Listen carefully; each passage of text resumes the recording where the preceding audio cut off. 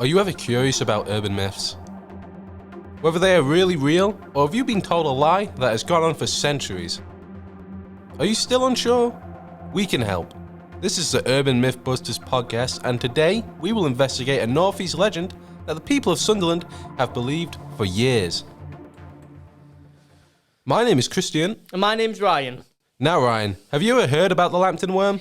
Yeah, briefly. So I know that obviously it's from Sunderland and there's a pub named after it in Sunderland, but I'm not 18, so I've not been in the pub myself, but that's all I really know on the topic. Alright, well I'll tell you the story and then you can get your opinion of it afterwards.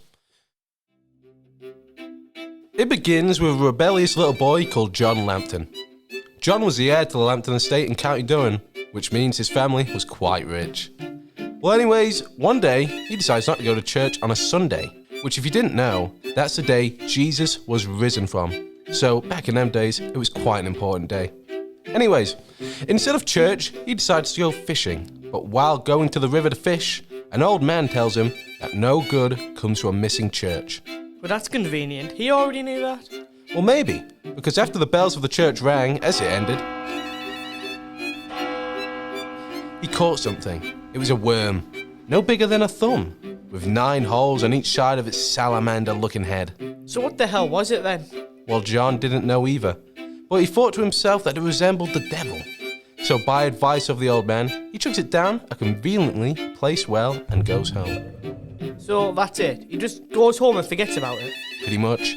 And when he grows up, he joins in the Crusades and fights in them for 7 years.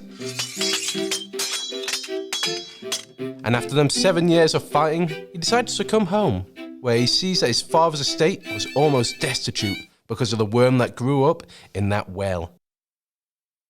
So, John decides to fight it, but before doing anything else, he goes to seek the guidance of a wise woman, who tells him that if he wants a chance at fighting this creature, he must put metal spikes all over his armour and fight the worm in the River Wear. But same river where he found it in the first place? Exactly. So before he goes off to fight the worm, the woman says that it stays wrapped around a great rock. That as soon as he kills the worm, he must kill the first living thing he sees, or else his family will be cursed for 9 generations and will not die in their beds. I'm just going to stop you there. You said river where? It's River Weir. He must put metal spikes all over his armour and fight the worm in the River Weir. The same river where he found it in the first place? Exactly. So before he goes off to fight the worm, the woman says that it stays wrapped around a great rock, and that as soon as he kills the worm, he must kill the first living thing that he sees, or else his family will be cursed for 9 generations and will not die in their beds. That's such a bad curse. That could happen to anyone's family. People die everywhere, not just their beds. Maybe so, Ryan, but after hearing the news, he decided to gear up according to the witch's instructions, and arranges with his father that once he has killed that wretched worm, he will sound his hunting horn 3 times, allowing his father to know when to release his favourite hound. So it goes to John, and he can kill it.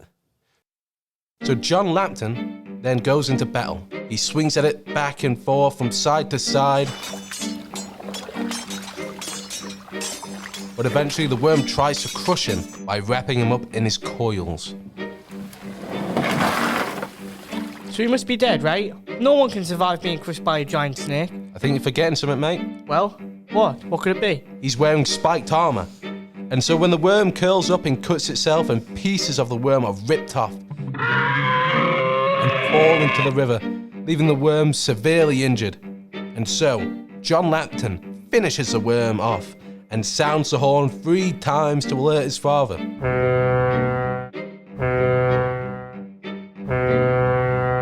Problem is that his father is so amazed that his son killed that wretched worm, he forgets about the horn and goes to hug his son proudly. But not realising what he has done, John Lambton has to think of what to do, whether to kill his father or let the curse happen. Obviously he lets his father live then, right? He can't be that stupid. Right, and so he does not kill his father, and instead lives with the curse which did only continue for 3 generations, and happened for the last time in the 9th generation. So, just let me get this straight. The curse was that bad that it didn't even last. Isn't that the truth?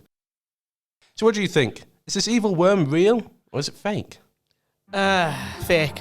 In my opinion, I just don't think it makes sense. A massive worm, no one really knew about it. For me, it just doesn't add up. It contradicted itself a couple of times, so in my opinion, it's fake.